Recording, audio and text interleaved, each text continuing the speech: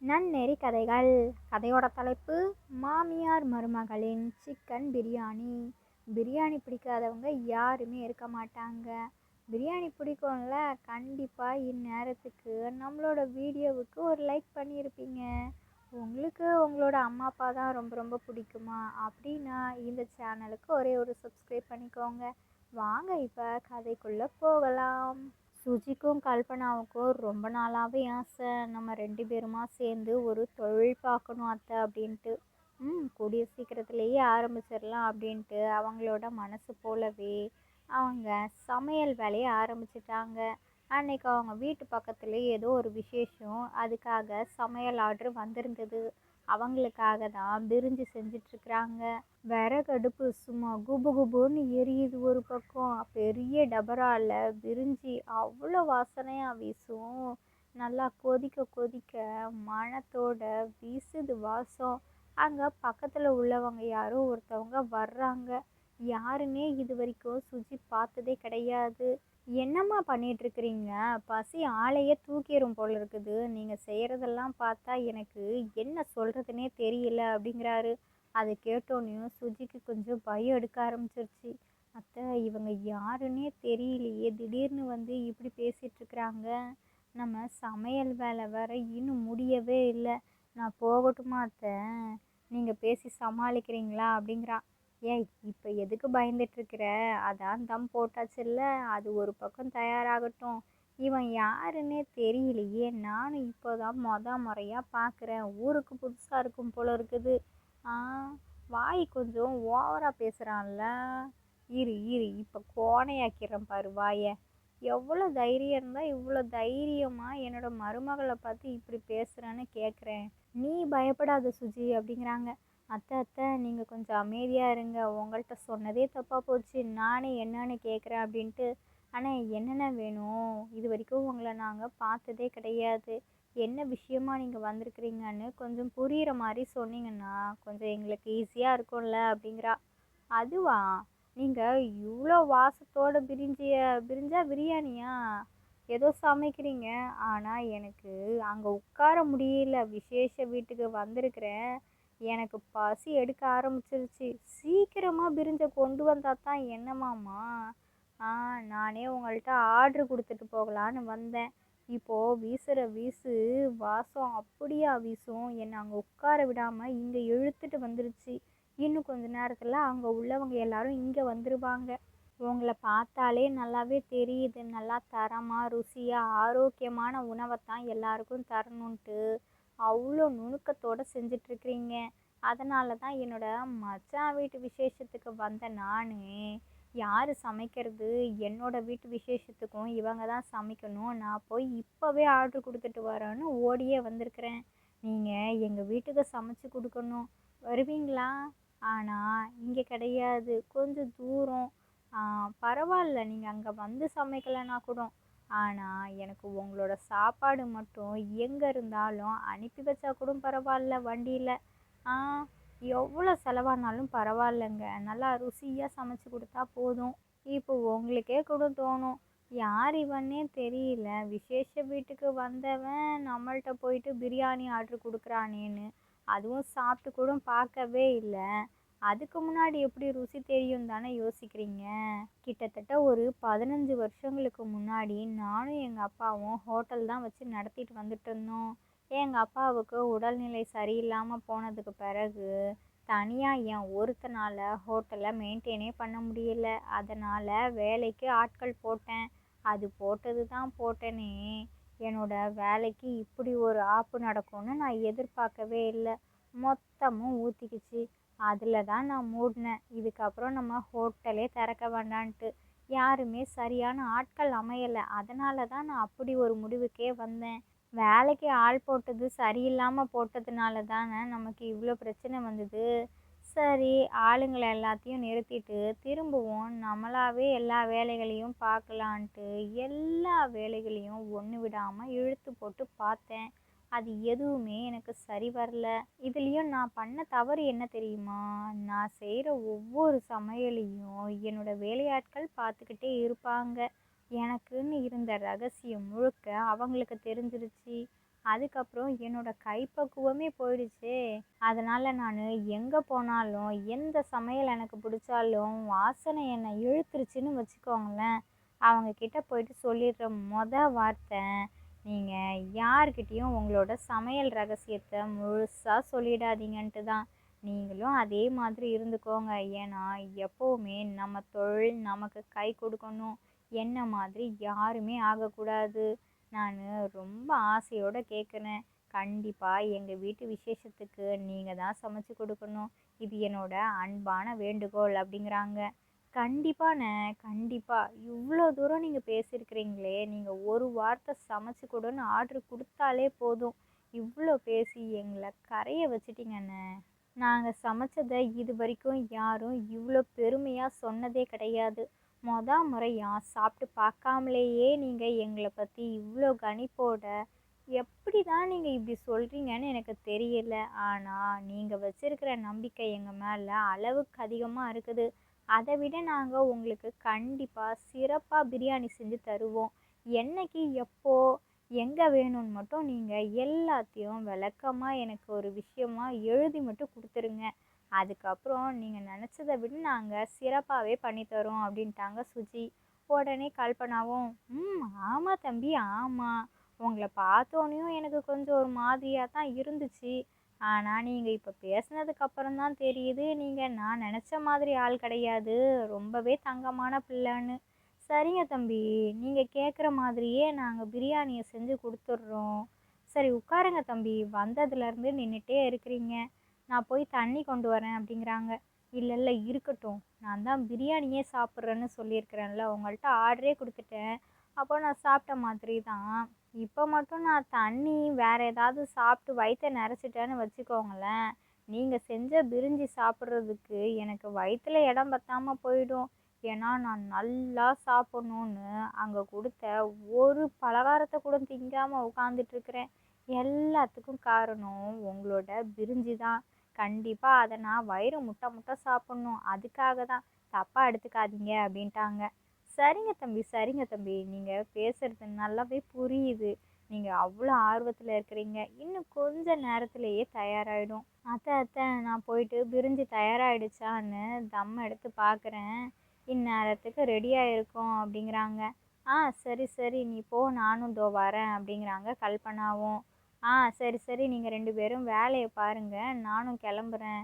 போனவனை என்னடா இது பேச ஆரம்பித்தா பேசிக்கிட்டே இருப்பானே, ஆளையே காணுமேன்னு தேடி வந்துடுவாங்க. நானும் போயிட்டு வரேன் அப்படின்ட்டு அந்த அண்ணனும் கிளம்பிட்டாங்க. சுஜியும் கல்பனாவும் செஞ்ச தடபுடலான பிரிஞ்சி இப்போது பக்காவாக ரெடி ஆகிடுச்சு. ராமசாமியவும் குகனையும் கூப்பிட்டு ஃபங்க்ஷன் வீட்டில் போயிட்டு இந்த பிரிஞ்சியை கொடுத்துட்டு வந்துடுங்க. என்னென்ன இருக்குன்னா பிரிஞ்சி, வெங்காய பச்சடி, அப்புறம் கத்திரிக்காய் தொக்கு, பிரெட் அல்வா, வாழை இலை, தண்ணீர், வேறு என்னமோ ஒன்று நினச்சினே மறந்துட்டேனே சுஜி, வாழைப்பழங்கள், இது எல்லாத்தையும் கொண்டு போய் கொடுத்துட்டு வந்துடுங்க அப்படிங்கிறாங்க. சரி சரி, நாங்கள் போயிட்டு வரோம் அப்படின்ட்டு ராமசாமியும் குகனும் அந்த பிரிஞ்சி பெரிய டபராவை தூக்கி வண்டியில் வச்சு அந்த விசேஷ வீட்டுக்கும் கொண்டு போய் வச்சுட்டு வந்துட்டாங்க. சும்மா சொல்லக்கூடாதுங்க, நிஜமாவே அந்த ஃபங்க்ஷனில் எல்லாருமே பிரிஞ்சின்னா இப்படி தான் இருக்கணும், அவ்வளோ சூப்பராக இருக்குன்ட்டு எல்லாம் வந்தவங்க ஒவ்வொருத்தரும் விரும்பி சாப்பிட்டுட்டு மனசார வாழ்த்திட்டு போனாங்க. இந்த விஷயம் அந்த அண்ணனுக்கு இன்னுமே சந்தோஷத்தை தந்துச்சு. நான் நினச்சேன் இவங்க கண்டிப்பாக ருசியாக தான் செய்வாங்கன்னு. ஆனால் இங்கே வந்திருக்கிறவங்க எல்லாருமே நல்லா இருக்குன்னு சொல்லிட்டு போனாங்க. மச்சான் வீட்டு ஃபங்க்ஷனுக்கு வந்தது ரொம்ப சந்தோஷம். இதுக்கப்புறம் நம்ம வீட்டு விசேஷத்துக்கு இவங்களோட சமையலை வர ஆர்டர் கொடுத்துட்டேன்னா வர்றவங்க எல்லாரும் வாழ்த்திட்டு மனசார சாப்பிட்டுட்டு போனாலே எனக்கு நிறைவாக இருக்கும் அப்படின்ட்டு அவங்க மனசுக்குள்ளேயே நினச்சிக்கிட்டாங்க. கிளம்புறதுக்கு முன்னாடி அவங்க 2 பேரையும் சந்திச்சுட்டு என்னைக்கு ஃபங்க்ஷனு, எப்போ வேணும், எங்கே வேணும், எல்லா விஷயத்தையும் நம்ம சொல்லிவிட்டு ஒரு எழுதியும் கொடுத்துட்டு போயிட வேண்டியது தானே. அவங்க வீட்டுக்கு நேராக போய் எழுதி கொடுத்துட்டு நல்லா இருந்துச்சு சாப்பாடுன்னு சொல்லிட்டு கிளம்பிட்டாங்க. இது வரைக்கும் சுஜியும் கல்பனாவும் சைவத்தில் மட்டும்தான் சமையல் ஆர்டர்லாம் எடுத்துருக்குறாங்க. இப்போதான் முதல் முறையாக அசைவம் பிரியாணி ஆர்டர் எடுத்துருக்குறாங்க. இவங்களால மறுப்பும் சொல்ல முடியல. ஏன்னா அந்த அண்ணன் அவ்வளோ இதுவாக பேசுனது இவங்களுக்கு மனசே இறங்கிடுச்சுல்ல. அப்போ எப்படி மாட்டேன்னு சொல்வாங்க.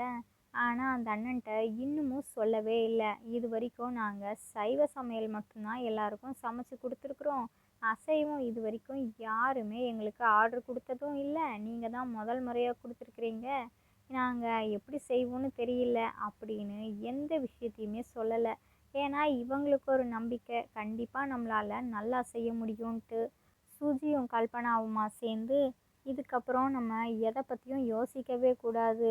நம்ம சிக்கன் பிரியாணியை சூப்பராக செஞ்சு அவங்களுக்கு கொடுக்கணும். அவங்களோட ஆசையை நம்ம தான் நிறைவேற்றணும் அப்படின்ட்டு எல்லாத்துக்குமே அளவுகளை எழுதி எழுதி வச்சுக்கிட்டாங்க.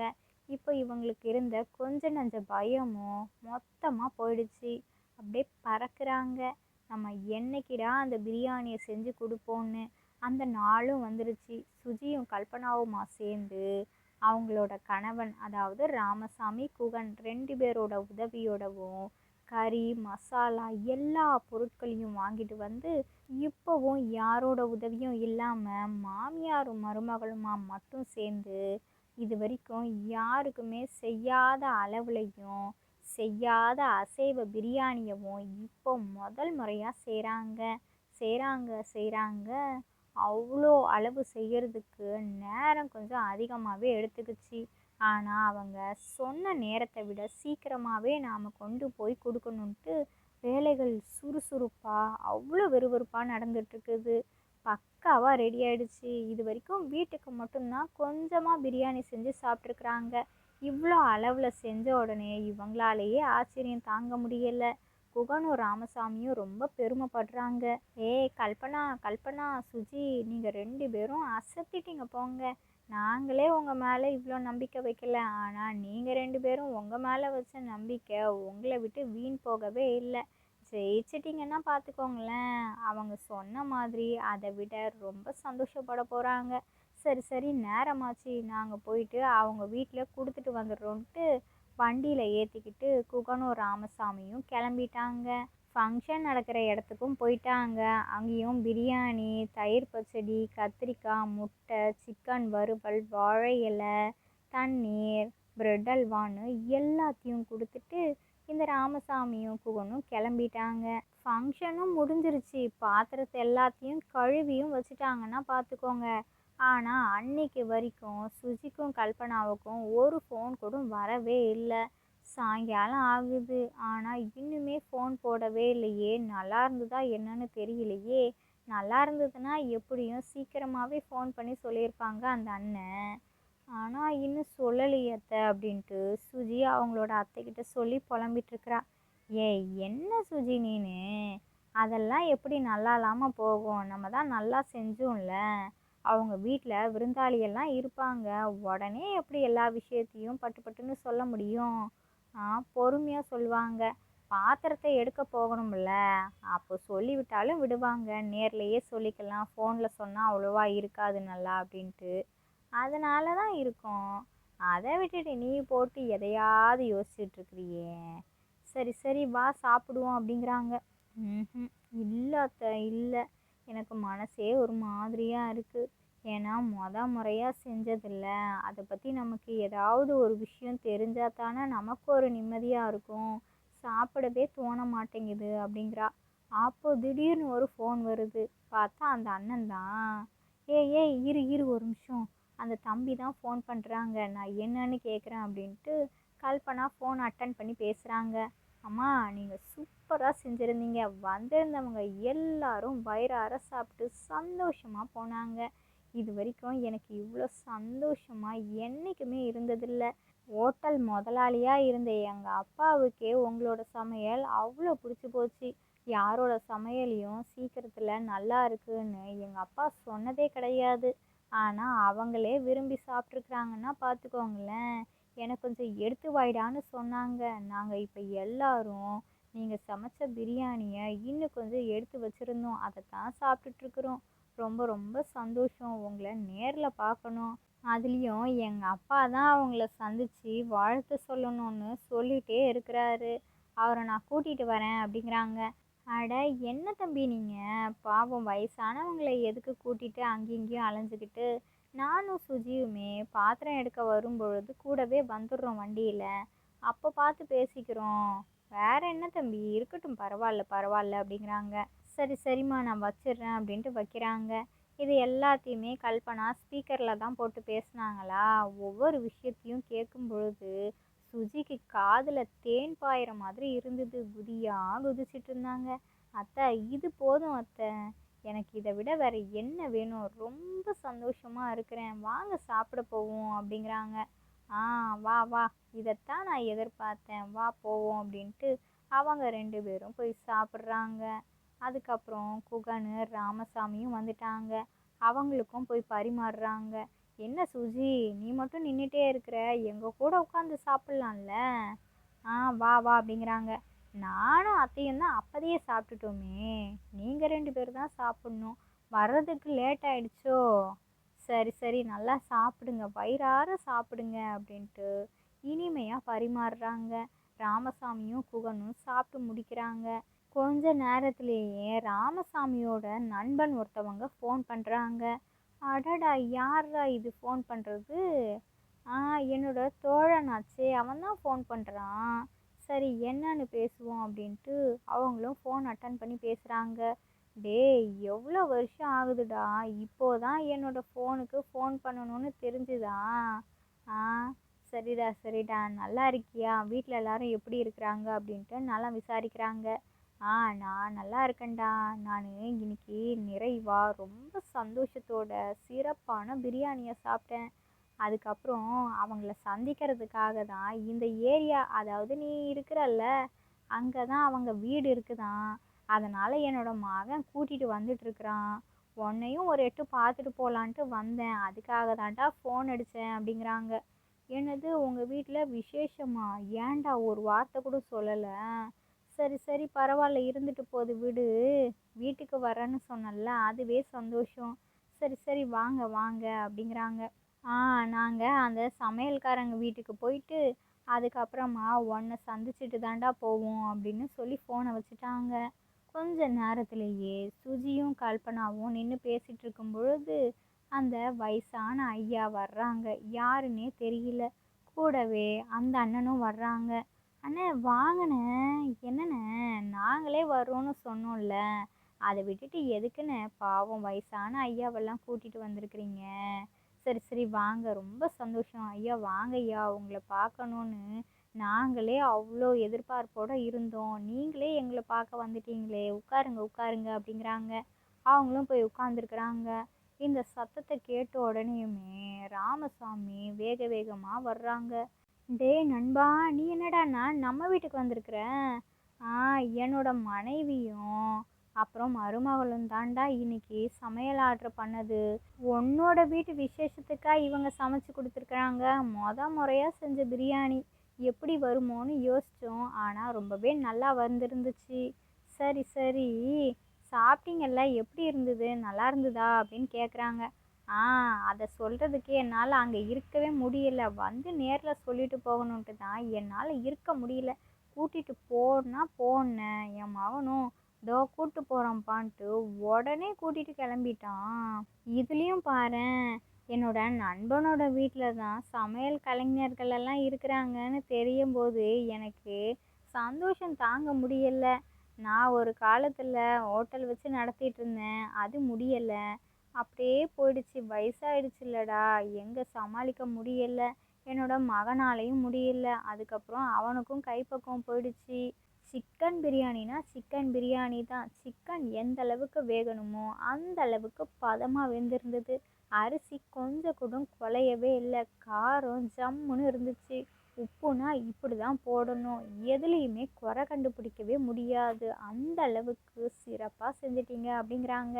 நன்றி ஐயா நன்றி அப்படின்ட்டு சுஜியும் கல்பனாவும் அந்த ஐயாவுக்கும் அண்ணனுக்கும் நன்றி சொல்கிறாங்க. இப்படி ஒரு சிக்கன் பிரியாணியை சாப்பிட்டதுக்கு நாங்கள் தான் உங்களுக்கு நன்றி சொல்லணும், அதுக்காக கடமைப்பட்டிருக்கோன்ட்டு அந்த ஐயா மனசார நன்றி சொல்கிறாங்க. நீங்கள் மேலும் மேலும் குடும்பத்தோடு வளர்கிறதுக்கு என்னோட வாழ்த்துக்கள்டா அப்படின்ட்டு சுஜி, கல்பனா, ராமசாமி, குகன் எல்லாரையும் வாழ்த்திட்டு அந்த ஐயாவும் அண்ணனும் கிளம்பிட்டாங்க. இந்த கதையிலேருந்து நாம் என்ன தெரிஞ்சுக்கணும் அப்படின்னா, நம்ம செய்கிற தொழிலை நம்ம தெய்வமாக நினச்சி செஞ்சோம்னா கண்டிப்பாக அந்த தெய்வம் நமக்கு துணையாக இருக்கிற மாதிரி நம்ம தொழிலும் நமக்கு துணையாக இருக்கும். எந்த நேரத்துலையும் நீங்கள் உங்கள் மேலே வச்சுருக்கிற நம்பிக்கையை மட்டும் விட்டுறாதீங்க. எப்போவும் நம்மளால் முடியும் அப்படிங்கிற தன்னம்பிக்கை இருந்தாலே போதும். 4 பேர் பண்ணுறது நல்ல விஷயமா இருக்கா, நல்லா இருக்கா, வாழ்த்திட்டு போங்க. அது உங்களை மட்டும் இல்லை, அவங்களையும் சேர்த்து சந்தோஷப்படுத்தும். 4 பேரோட சந்தோஷம் நமக்கும் சந்தோஷம் தானே. இந்த உலகத்தில் ஒருத்தருக்கு ஒருத்தர் இனிமையான வார்த்தைகளை பேசிகிட்டு இருந்தா எப்போவும் நிலையான சந்தோஷத்தை பார்த்துட்டே இருக்கலாம். இந்த கதை பிடிச்சிருந்தா லைக் பண்ணுங்கள், ஷேர் பண்ணுங்கள். உங்களோட கருத்துக்களை கமெண்ட் பாக்ஸில் கமெண்ட் பண்ணுங்கள். இது மாதிரி சுவாரஸ்யமான கதைகள் எல்லாம் பார்க்கணுன்னா நம்மளோட சேனலை சப்ஸ்கிரைப் பண்ணுங்கள். இதோட இன்னொரு சூப்பராக சுவாரஸ்யமான கதைகள் வீடியோவில் பார்க்கலாம். ஓகே, பாய்.